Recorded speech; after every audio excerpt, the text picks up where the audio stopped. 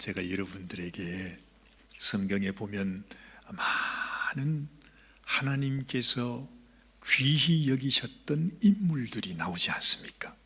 뭐 성경 그러면 거기에 믿음의 사람들 쫙 나오잖아요. 왜 히브리서에 가도 믿음장에 가면은 뭐 하여튼 그 옛날부터 뭐 노아부터 뭐 에녹에서부터 뭐 쭉 그 믿음의 사람들이 이렇게 나오는데, 많은 사람들 가운데서 하나님께서 마음 깊이 하나님이 잊을 수 없는 인물이 한 사람 있겠구나 하는 생각이 드는 것입니다. 저는 오늘 여러분들에게 그분에 대해서 왜 하나님께서 그 한 사람을 하나님이 귀하게 여기셨는지 그 이유를 여러분들에게 좀 소개해 드리고 싶습니다. 구약시대에도 많은 하나님의 사람들이 있었고, 또 신약에 들어와서도 예수님 앞에 선택을 받고 부르심을 받았던 예수님의 제자들도 있습니다. 그 사람들을 비롯해서 수많은 믿음의 사람들을 성경은 우리들에게 소개해 주고 있습니다. 그 많은 사람들을 다 통틀어서 가장 하나님 앞에 아주 드라마틱한 입지전적의 사람, 그 사람은 누구일까? 여러분도 한번 생각해 보시길 바랍니다. 먼저 우리 구약 성경의 창세기를 거슬러 올라가 보면 아브라함부터 시작되잖아요. 믿음의 조상 아브라함, 그렇죠? 그 아들 이삭, 그리고 야곱으로 이어집니다. 야곱에게 12아들이 있었다고 합니다. 그들이 이스라엘 12지파가 되지 않습니까? 그 이스라엘이 애굽의 종살이를 하고 있을 때, 세상에 400년이 넘도록 완전히 애굽의 종으로 살아야 됐던 그때에 그 이스라엘 백성들을 건져낸 분이 누구죠? 모세입니다. 얼마나 귀한 하나님의 충성된 일꾼이었다, 성경은 그렇게 또한 말하고 있습니다. 모세의 삶이 맞춰졌을 때 누가 나타납니까? 여호수아가 나타나는 것입니다. 이 자수아가 나타나서 너무너무 귀해서, 그래서 저희 아들 이름도 자수아라 저는 그렇게 붙이기도 했습니다. 이 자수아의 세대가 끝나면서 이스라엘은 사사의 시대로 접어들게 됩니다. 사사 그러면 여러분 누가 생각나십니까? 제일 먼저 생각나는 사람이 삼손 뭐 너무 유명하고, 뭐 기드온 뭐 유명하고, 뭐 여러 사람들이 또 있죠. 그 사사 시대가 끝나게 되면서 이스라엘의 첫 번째 왕이 누구죠? 사울 왕입니다. 뭐 이 정도야 뭐 그냥 줄줄줄 다 꿰고 있잖아요. 그런데 사울이 하나님 앞에 믿음으로 하나님 말씀을 순종하지 못해서 이스라엘의 2대 왕이 누굽니까? 다윗 왕. 그렇게 이어지는 것입니다. 여러분 그러면 뭐 구약 성경은 이미 다 여러분이 꿰뚫고 있습니다. 그런데 이제 이렇게 나타나는 그야말로 성경에 빛나는 믿음의 사람들, 우리가 그 사람들을 다 한번 훑어봤습니다. 그런데 이런 인물과는 좀 다른 사람들이 또 있습니다. 그렇죠? 물론 이스라엘의 12지파도 아닙니다. 하나님 앞에 무슨 특별히 부르심을 받았던 모세와 자수아 같은 사람도 아닙니다. 어찌 보면 성경에서 무명의 사람, 아무 뼈대도 없는 사람, 이름 없는 사람, 빛도 없는 사람, 모든 사람에게 인정받지 못하는 한 사람이 있습니다. 근데 그 사람이 여인이라면 여러분 누가 생각나십니까?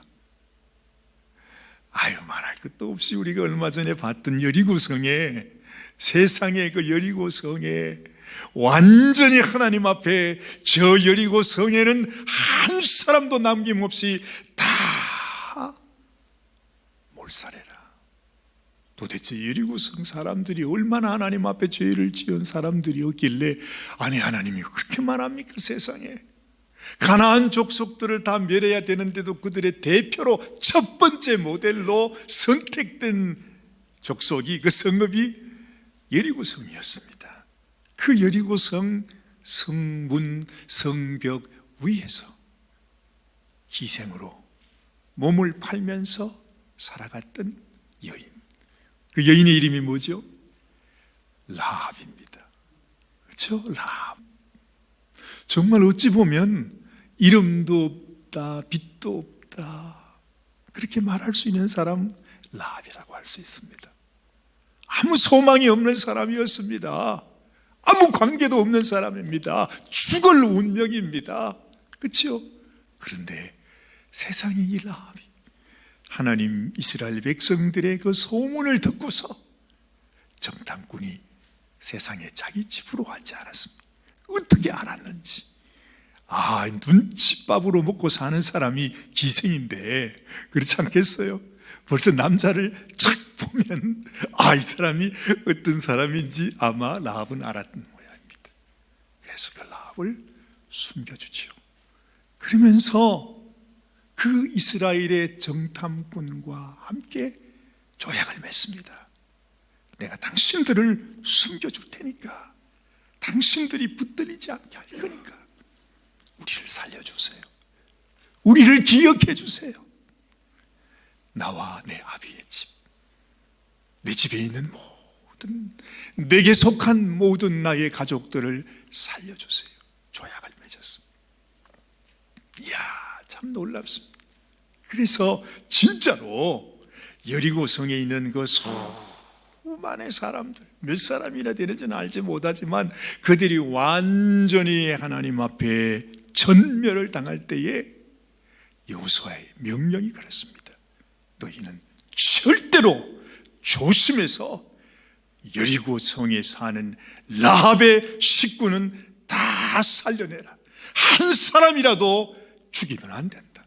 그게 아주 여호수아의 아주 절대적인 명령이었습니다. 그래서 그 백성들이 여리고를 점령할 때 이 라합에 속한 그 식구들을 다 살려내는 것입니다. 이야, 이 정도 되면 뭐 특별 대우가 아니겠습니까? 그죠? 라합 대단합니다. 정말 하나님이 은혜를 베풀었습니다. 왜요?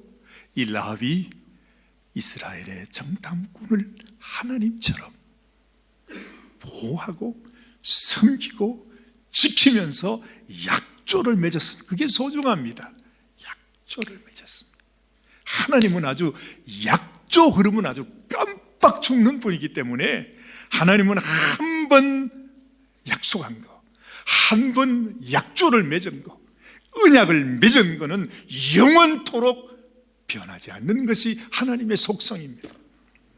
그래서 여러분, 우리가 하나님 앞에 택함을 받았다 할 때, 내가 하나님 앞에 택함 받은 자가 되면 하나님은 절대로 무슨 일이 있어도 우리를 놓지 않는 것입니다. 근데 문제는 우리가 하나님과 맺은 언약을 귀하게 여기지를 않는 것입니다. 이게 문제입니다. 또 문제는 하나님께서 아무리 전능하신 하나님이시지만은 하나님도 우리 마음을 의할 수가 없어요. 하나님이 우리 마음을 억지로, 야, 너는 나만을 사랑해야 돼, 알았어, 지금부터 죽을 때까지 나만 바라봐, 이렇게 하실 수가 없는 것입니다. 하나님이 너무 착하셔가지고, 얘야, 네가 나를 사랑해야 된다, 나만 믿어야 된다, 나를 바라봐야 된다, 이렇게 말씀은 하실 수 있지만 우리 마음을 억지로 마치 로봇 조정하듯이 그렇게 하실 수가 없다는 것입니다. 왜냐하면 하나님은 사랑의 하나님이시기 때문에 그렇습니다. 그런데 라합은 하나님과 그 약조를 맺고 하나님은 그 약조를 이루어 주셨습니다. 그래서 여러분, 우리들도요, 하나님과 맺은 약조를 늘 기억해야 됩니다. 저 역시도 돌아보면 넘어지고 또 넘어지는 게 내 인생입니다. 이번 주간에도 수없이 넘어졌습니다. 내 마음은 이렇게 원하는데 나절도 못 가서 그만 넘어질 때가 많습니다. 감사를 해야 되는데, 하나님께 영광을 올려드려야 되는데, 내 마음속에 원망하고 불평하고 욕하고 그냥 낙심하는 생각이 물밀듯이 찾아오는 것입니다. 그렇죠? 그러나 하나님의 약속을 기억하면 또다시 일어서는 것입니다. 하나님, 내가 넘어졌지만, 내 마음이 우울하지만, 내 마음에 낙심이 되지만 다시 하나님을 바라봅니다. 이야, 이게 얼마나 감사한지. 하나님이요, 우리가 하나님 바라보는데, 이놈아, 네가 그따위로 해가지고서 네가 무슨 나를 사랑한다고 그래? 하나님 그러지 않는다는 거예요. 그게 얼마나 큰 위로가 되는지 몰라. 그래서 내 마음이 낙심이 되지만 중심에 회상한 적, 나에게 베풀어 주시는 하나님의 약속, 하나님의 긍휼이 날마다 아침마다 새로우니 우리는 또다시 아침마다 새벽마다 하나님께로 나가는 것입니다. 여러분도 라합 같은 은혜를 받게 되시길 바랍니다. 여러분, 가장 비천하고 가장 힘들게 슬프게 정말로 그렇게 살아가는 인생이었지만은 하나님을 기억하고 하나님 앞에 나가게 될 때 하나님이 우리 인생을 회복시켜 주시는 것입니다. 근데 이 라합이라고 하는 여자만 있겠습니까? 남자는 없겠습니까? 왜 없겠습니까? 남자도 있습니다. 그 남자가 바로 오늘 제가 여러분들에게 소개시켜 드리려고 하는 갈렙이라고 하는 사람입니다.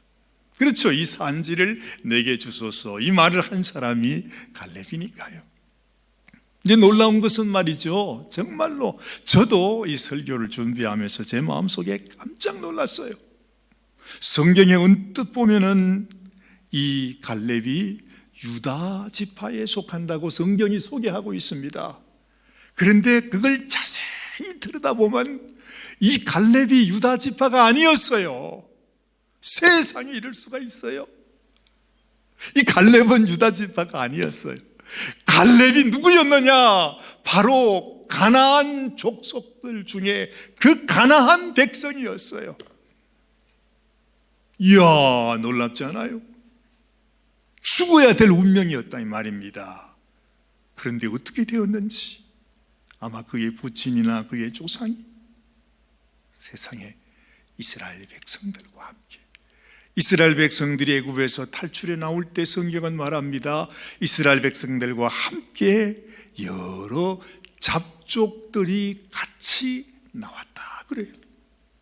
아마도 애굽에 있을 때에 어떤 사연이 있었는지 모르지만은 이 가나안 사람이었던 이 갈렙의 부모들이 이스라엘 백성들과 함께, 이스라엘 백성들이 하나님께서 너희가 문설주에다가 어린 양의 피를 발라라 했는데, 이스라엘 백성도 아닌 이 갈렙의 식구들이 말이죠, 자기들도 우리도 하나님 말씀을 순종해야 되겠다 하고 어린 양을 잡아가지고 자기들도 문설주에 발란 거예요. 그래서 이스라엘 백성들이 나올 때에 그들도 함께 따라 나왔던 사람이 이 갈렙의 집이었다는 것입니다. 참 놀랍습니다, 여러분. 자, 그래서 오늘 시작되는 9절 말씀에 보면 때에 유다 자손이 길갈에 있는 여호수아에게 나오고 그니스 사람 여분네 아들 갈렙이 여호수아에게 말하되, 이렇게 말합니다. 이 그니스 사람이라, 이게 바로 가나안 족속이었다는 거죠. 원래 에서의 자손에 들어가는 사람입니다. 이걸 보면요, 하나님은 우리의 과거를 보지 않습니다. 우리의 백그라운드를 문제 삼지 않는다는 것입니다. 하나님은요. 여러분, 우리가 벨링잉, 요즘 이제 사람들을 모집하고 있잖아요. 셀베이션 아미에서 자선남비에 종치는 사람도요, 백그라운드 체크를 다 합니다. 그래서 만약에 그 백그라운드에 뭐 교도소를 갔다거나 아니면 무슨 뭐 성적 범죄가 있었다거나 뭐 무슨 일이 있어도 문제가 생기면은 자원봉사를 못해요.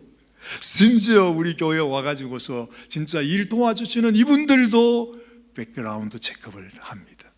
그래서 과거에 문제가 있으면 아무리 여기 와서 도와주려고 해도 도와줄 수가 없습니다. 그만큼 백그라운드 체크업이 너무너무 소중한 거죠. 그런데 하나님은 과거를 묻지 않습니다. 야, 이것도 얼마나 귀한 일입니까? 하나님은요, 네가 과거에 어떤 사람인지, 무엇을 했는지, 어떤 죄를 지었는지, 네 조상이 누구인지 하나님은 그거 묻지 아니하십니다. 그러면서 하나님은 오직 하나, 네가 지금 나를 사랑하느냐? 우리 주님이 묻잖아요. 아니, 세상에 베드로가 예수님을 그렇게 배반하고 맹세하면서 나는 저 사람 몰라요 이러면서 생명은 부지했는데,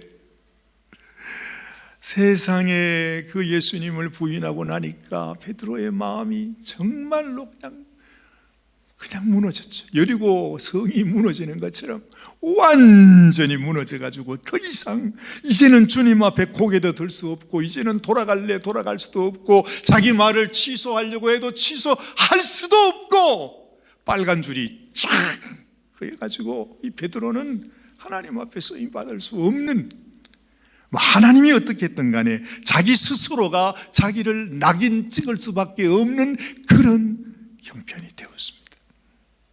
근데 그 베드로에게 예수님이 죽음을 이기시고 다시 살아나셔서 베드로를 찾아오셔서 묻는 한마디, 과거를 묻지 아니하시고, 베드로야,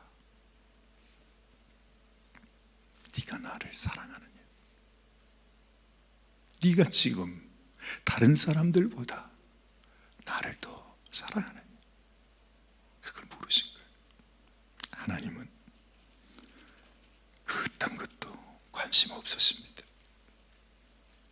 네가 지금 내가 너를 얼마나 사랑하는지 너는 아느냐? 내가 너를 위해서 나의 생명을 주었다는 사실을 너는 아느냐? 얘야, 그래서 너는 나를 사랑하고 있느냐? 아, 주님, 내가 주님을 사랑합니다. 됐지? 오케이입니다. 사랑하는 여러분, 정말로 주님을 날마다 사랑하는 여러분들이 되시길 바랍니다. 그게 소중합니다. 내가 과거에 얼마나 주님을 사랑했는지 그거 중요하지 않습니다. 내가 앞으로 주님을 이만큼 사랑하겠습니다, 그것도 중요하지 않습니다. 우리는 내일 일을 몰라요. 지금 이 순간, 어제는 내가 무너졌어도, 아마 앞으로 내가 무너질지도 몰라도, 그러나 지금 이 순간, 하나님이 나를 부르시는 이 순간, 내가 하나님 앞에 나와 예배하는 이 순간, 주님, 나는 주님을 사랑합니다. 이 사랑하는 마음이 계속해서 순간순간 계속 이어지는 것이 소중하다 하는 것입니다. 갈렙은 이스라엘 백성이 될 수 없었던 사람이었습니다. 그런데 그는 하나님을 사랑함으로 이스라엘 백성이 되었습니다. 그뿐만이 아닙니다. 도대체 얼마나 하나님을 사랑했던지 그렇게 이스라엘 백성 중에 온 이 갈렙이 어쨌든 유다 지파로 배정을 받게 되었습니다. 그런데 이 갈렙이 그 광야 생활 40년 동안을 지내는 동안에 세상의 이방인이었던 가나안 족속의 아들이었던 그 갈렙이 유다 지파 그 수많은 사람들 가운데 우두머리가 된 것입니다. 놀랍잖아요. 이야, 진짜 옛날에 말하면 한국의 쌍놈이 완전히 무슨 대감이 된 겁니다. 어떻게 그렇게 될 수 있을까요? 불가능한 일이죠. 불가능한 일이죠. 그런데 이 갈렙이 날마다 하나님을 사랑하는 그 마음을 하나님은 보셨습니다. 그리고 하나님이 갈렙을 주목하셨습니다. 그리고 하나님께서 갈렙을 사랑하지 않을 수 없었고 그를 높여주지 않을 수 없었고 정말로 이 갈렙이 나를 사랑하는구나 하나님이 감격하셨다는 것입니다. 그가요 유다지파가 어떤 지파입니까? 예수님이 나온 지파입니다. 유다지파가 어떤 지파예요? 여러분, 이스라엘 12지파 가운데 하나님께서 장자 지파로 삼아주신 지파입니다. 그 유다지파의 우두머리가 되었어요. 그러면 모세가 부러울 것 없고 여호수아가 부러울 것이 없는 것입니다. 이 갈렙이 그런 인물이 되었다는 것입니다.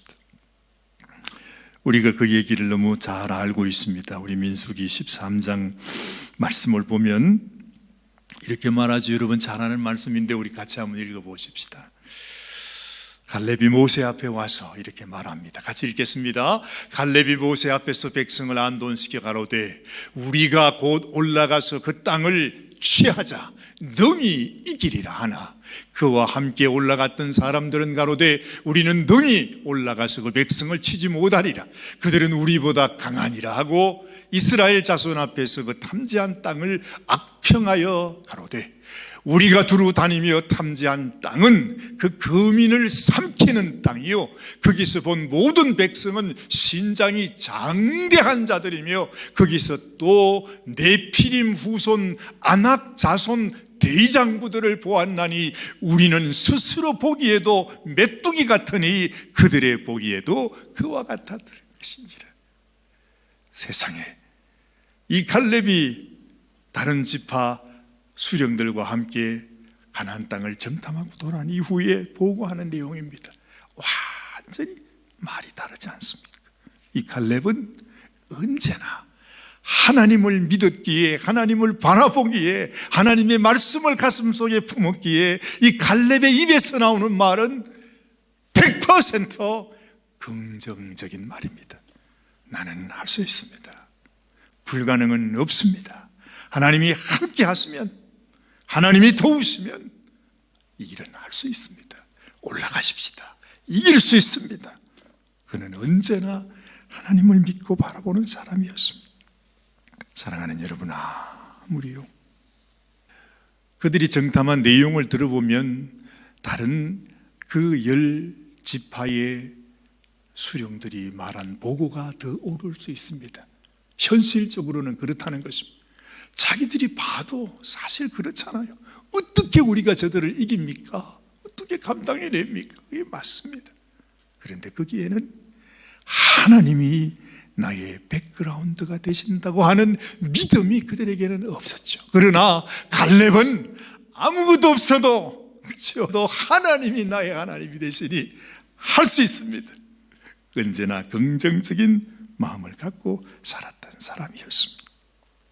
그래서 여호수아 14장 8절 말씀 보면 갈렙은 이렇게 말해요. 나와 함께 올라갔던 내 형제들은 백성의 간담을 높게 하였으나 나는 나의 하나님 여호와를 온전히 쫓았으므로. 그렇죠. 모든 사람이 그냥 다 자기 눈에 보이는 것을 보고 낙심하면서 낙심의 말, 부정적인 말 안 된다. 우리는 다 죽는다. 저 땅은 우리를 죽이는 땅이다. 저들 앞에 우리는 메뚜기 같다 말할 때에 이 갈렙은 내가 하나님을 온전히 쫓았다. 그랬더니 하나님께서 이 모세를 통해서 뭐라고 말씀하시는 거예요? 9절 말씀입니다. 그날에 모세가 맹세하여 가로되 네가 나의 하나님 여호와를 온전히 쫓았은즉 네 발로 밟는 땅은 영영이 너와 내 자손의 기업이 되리라.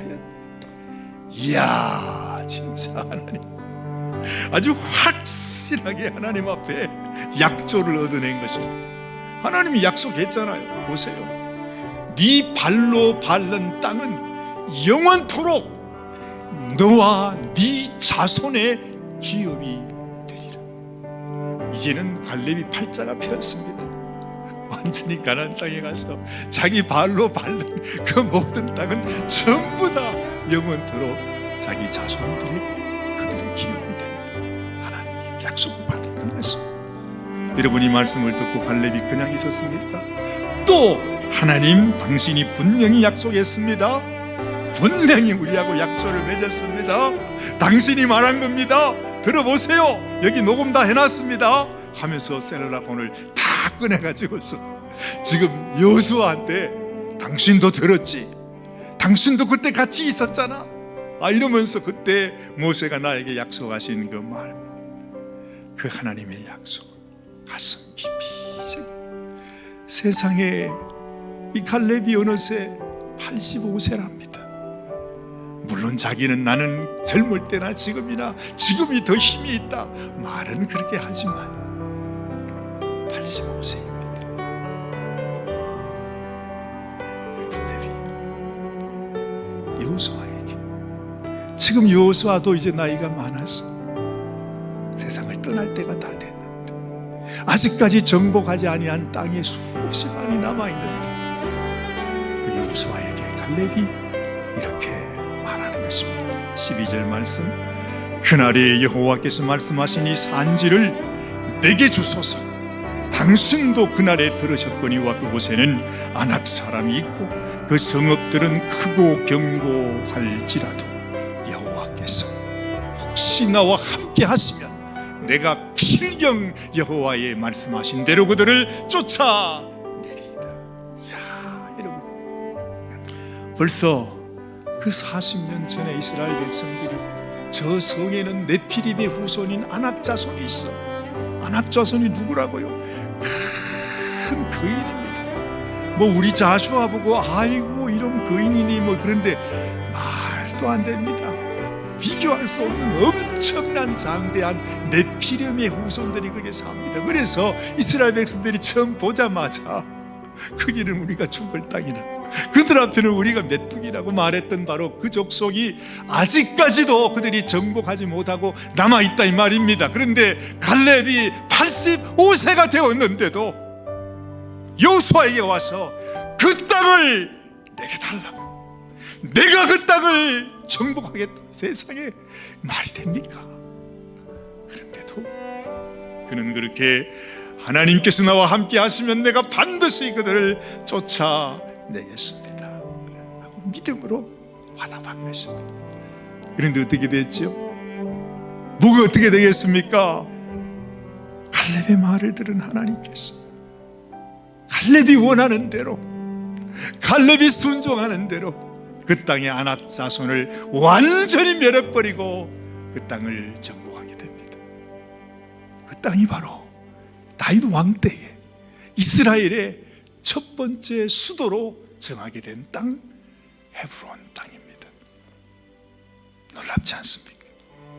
이 세상 악한 원수들이 살던, 원수들이 정복하고 살았던 그 땅이 하나님의 나라, 이 땅에서 하나님께서 가장 상징적으로 모든 사람들에게 이스라엘의 첫 번째 수도를, 이 헤브론, 만약에 요즘같이 땅값을 생각한다면 여러분, 갈렙은 정말로 금싸라기 땅을 딱 잡은 것입니다. 제일 비싼 땅, 그렇잖아요. 하나님이 이 갈렙을 이렇게 축복하시고 갈렙의 후손들에게 하나님이 영영이 내 기업이 되리라 말씀하신 것입니다. 사랑하는 여러분, 여러분들도 어떤 고난과 어떤 시련, 어떤 환경 속에서도 하나님, 나도 이 갈렙의 믿음을 주셔서 갈렙이 받았던 그 축복이 나에게 부어지는 축복이 되게 하여 주옵소서. 그런 축복이 여러분들에게 함께 하시기를 주님의 이름으로 축원합니다. 기도하십시다. 하나님, 그렇습니다. 하나님께서 우리에게 주시고자 하시는 놀라운 축복에, 놀라운 약속이 갈렙에게만 허락된 것이 아닙니다. 하나님, 우리도 갈렙처럼 어떤 환경 속에서도, 어떤 어려움 속에서도, 어떤 시련 속에서도 우리가 하나님을 바라보면서 좌절하지 아니하고 포기하지 아니하고 불평하지 아니하고 원망하지 아니하고 부정적인 말에 붙들리지 아니하고 하나님이 나와 함께 하시면, 하나님께서 살아계시면 하나님께서 이루게 하실 것이라고 담대하게 믿음으로 나아갔던 것처럼 우리에게도 이 갈렙이 가졌던 믿음, 갈렙이 받았던 축복, 아버지 이러한 놀라운 축복이 우리 사랑하는 모든 성도들에게도 함께하게 하여 주시옵소서. 우리 주님 예수님의 귀하신 이름 받들어 간절히 축복하며 기도드리옵나이다. 아멘, 아멘, 아멘.